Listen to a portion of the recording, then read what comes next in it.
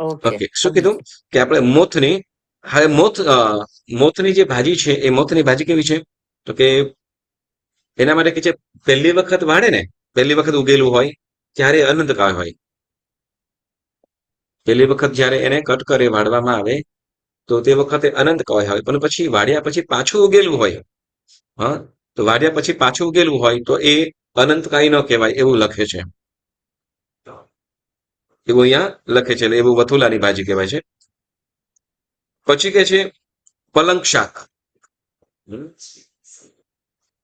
પલંગ શાક, હવે પલંગ શાક શું છે એ આપણને જલ્દી ખ્યાલ નથી આવતો. હમ. અને કદાચ એવું બોલે પલંગ એટલે પાલક પણ હોઈ શકે. પલંગ એટલે પલંકા, હા પલંકા એટલે પાલક, પાલક, પાલક ભાજી તો ખ્યાલ છે ને બધાને. હા, યસ. હા. સાધારણ કહેવાય, અનંતકાય કહેવાય, બરાબર. પછી શુક્રવાલ. શુક્રવાલ એક પ્રકારનો જંગલી વેલો કહેવાય છે, અને એ પણ સાધારણ કહેવાય. હવે એ શુક્રવાલ શું છે એ આપણને ખ્યાલ નથી આવતો. પછી કે છે કુણી આંબલી. શું? કુણી આંબલી. કુણી આંબલી ખબર ને? આંબલી તો ખ્યાલ ને બધાને? હા આંબલી તો ખ્યાલ ને? હા, હા હવે આંબલી છે હાજી એ જ્યાં સુધી એ આંબલીની અંદર ઓલો કચુકો, કચુકો જ્યાં સુધી ન જામ્યો હોય ત્યાં સુધી આંબલીને શું કહેવાય? કુણી આંબલી. શું કહેવાય? કદાચ સ્કૂલોની અંદર ગયા હોય ને તે વખતે આંબલીઓ હોય તો તે વખતે એને કાતરા કરી કરીને બહુ શું કહેવાય લોકો ખાતા. એટલે પાતળી સાવ એકદમ હોય, એટલે એટલી ખટાશ ન હોય, એટલે તો એ કુણી આંબલી શું કહેવાય છે? અનંતકાય. કુણી આંબલી. પછી કચુકો ન બંધાય ત્યાં સુધી. પછી કે છે આલુ. આલુ એટલે જેમાં રતાળુ એટલે ગાજર, રતાળુ, ગાજર અને બટાટા, બટેટા, આ બધું ત્રણેય વસ્તુ છે અંદર આલુ ની અંદર આવી જાય. હમ. હા, જેમાં રતાળુ એટલે શક્કરિયા. હમ. મરાઠીમાં રતાળુ કહે ને નિકિતાબેન, ખબર ઇંગ્લિશમાં નહીં. સ્વીટ પોટેટો કહીએ. હા, હમ. પણ મરાઠીમાં હવે યાદ નથી હમણાં. રતાળુ ને કે. હમ. પછી ગાજર, કેરેટ, બટેટા, પોટેટો ખ્યાલ છે બધાને, બરાબર ને? પછી કે છે આલુ, અને પછી કીધું પિંડાલુ. પિંડાલુ એટલે ડુંગળી. પિંડાલુ એટલે ડુંગળી વગેરે એના જેવી જે પણ કદાચ વનસ્પતિઓ હોય એ સાધારણમાં આવતી હોય એને પિંડાલુની અંદર ગણવામાં આવે. અને પછી કે છે કૂણા ફળ. દરેક જાતના કૂણા ફળ આ બધા શું કહેવાય છે?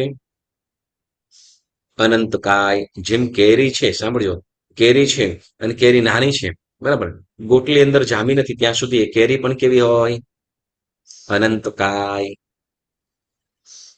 સાંભળો, આંબા ઉપર હોય, આંબો હોય ને આંબા ઉપરથી ઝીણા ઝીણા નાના નાના ઓલા નાની કેરી પડતી હોય, બરાબર ને, સાવ એકદમ ગોટલીને બાંધેલી હોય તો એ કેરીને શું કહેવાશે?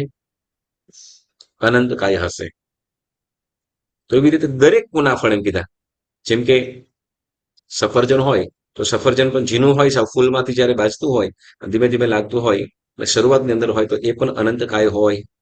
કેરી છે, સફરજન છે, કે પછી પપોઈ હોય, કે પછી કદાચ ચીકુ હોય, બધા ફળો શરૂઆતની અંદર કેવા હોય છે? જ્યાં સુધી એની અંદર બીજ ન જામે, જ્યાં સુધી એની અંદર છાલ અને ઓલું છૂટું પડે એવું ન થાય ત્યાં સુધી એ અનંતકાય કહેવાય છે, અનંતકાય હોય છે. એટલે દરેક જાતના કુના ફળ કેવા કહેવાય છે? અનંતકાય. તો આ 32 પ્રકારના અનંતકાયો કહેવામાં આવ્યા છે અહીંયા. તો બધાને ખ્યાલ આવ્યો થોડો ઘણો? હા, હવે જી બાવીસ હા. એમાં અભક્ષ્ય આપણે આ આ 22 અભક્ષ્ય અને 32 અનંતકાય શેના વિષય ઉપરથી આપણે કરી રહ્યા છીએ? ભોજનાશ્રય. 14 નિયમના દિનગત રાત્રિગત 14 નિયમ ને આપણે 14 નિયમમાં નહીં, પરંતુ 7મો ભોગ ઉપભોગ વ્રત સંબંધી, બરાબર ને? તેમાં હા 22 એમાં અભક્ષ્ય અને 32 હમ અનંતકાય જે આપણે ત્યાગવા હમ જોઈએ. ભોગ ઉપભોગ હમ વિરમણ વ્રત, અભક્ષ્યનો ત્યાગ કરવાનો છે, અનંતકાયનો પણ ત્યાગ કરવાનો છે. ત્યાં એટલે ભોગ ઉપભોગ વિરમણ વ્રત વિષયો અને બરાબર. તો એની અંદર આપણે આ અતિચાર સંબંધી આપણે વાતો કરીએ છીએ.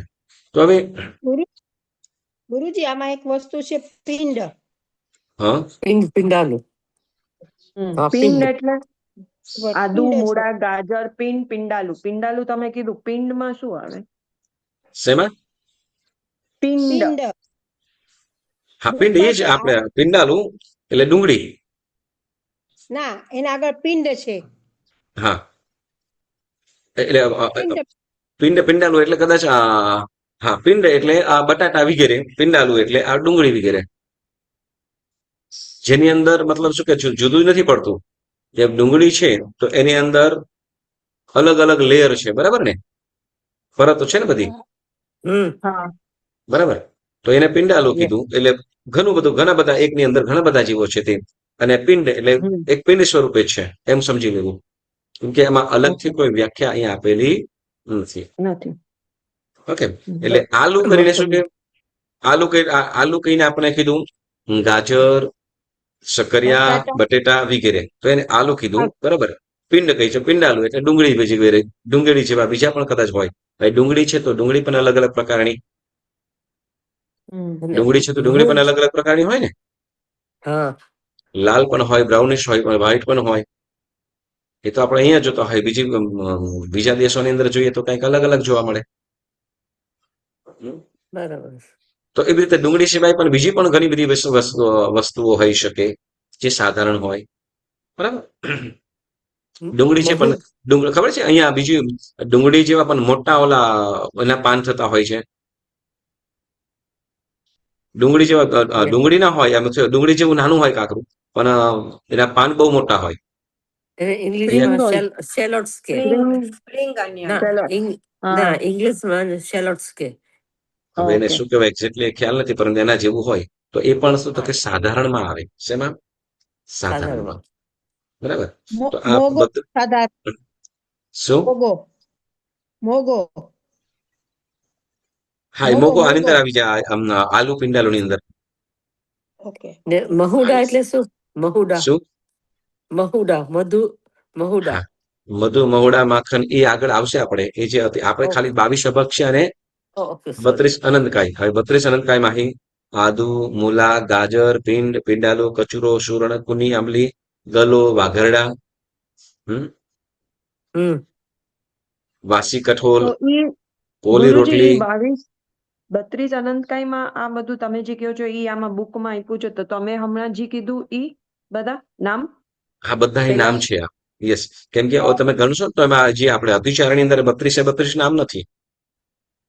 એ જે પ્રચલિત છે એ આપણને જણાવ્યા છે ત્યાં. આપણે ત્યાં જે કીધું છે ને એની અંદર જે કહેવામાં આવ્યા, તો અતિચારમાં જે કીધા છે તો એમાં 32 અનંતકાય નથી લખેલા, અને 22 અભક્ષ્યના નામ પણ નથી. ઓકે, 15 કે 10-15 એવી રીતે નામ હશે. એટલે આદુ, મૂળા, ગાજર, પિંડ, પિંડાલુ, કચુરો, સુરણ, કુની, આંબલી, ગળો, વાઘરડા ખાધા. પછી અભક્ષણનું વાસી કઠોલ, કોલી રોટલી 3 દિવસનું ઓદન લીધું, મધુ, મહુડા, માખણ, માટી. તો મહુડા વગેરે શું છે એની પણ આપણે વાત અતિચારનું આગળ બોલશું એટલે મને આવશે. પણ અત્યારે જે 32 અનંતકાય શબ્દથી જ આપણે આ વસ્તુઓ જાણ્યો છે, અને એની અંદર કેટલીક વસ્તુઓ આવે અતિચારની અંદર કહેશે એ આપણે અંદર ખ્યાલ આવી ગયો છે. અને બાકીનું જે છે એ આપણે હજી 11મું વ્રત, શું કે 7મું સ્તૂલ છે એ હજી આગળ ચાલી રહ્યું છે, ચાલશે. ઓકે, એટલે ખાલી આજે આપણે ગઈ વખતે આપણે જે 22 અભક્ષ્યની વાત કરી, આજે 32 અનંતકાયની વાત સુધી આપણે રાખીએ. ઓકે, તો આજનો સ્વાધ્યાય આપણે અહીંયા સ્થગિત કરીએ. જીનાજ્ઞા વિરુદ્ધ કાંઈ પણ બોલાયું હોય તો મન વચન કાયાથી ત્રિવિધે મિચ્છામિ દુક્કડમ. ઓકે,